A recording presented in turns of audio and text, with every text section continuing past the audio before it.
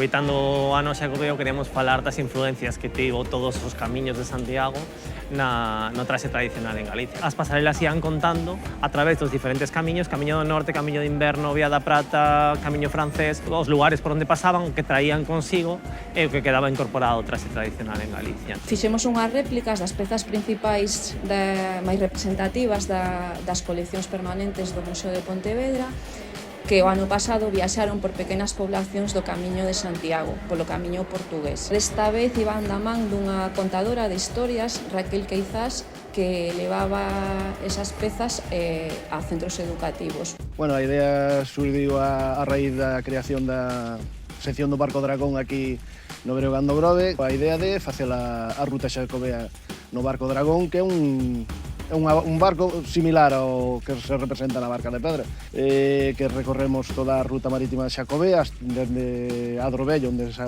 atopou a moeda de Adrovello, e no tercer día fixamos a ruta a pé do traxecto do Camiño portugués desde Padrón hasta Santiago de Compostela.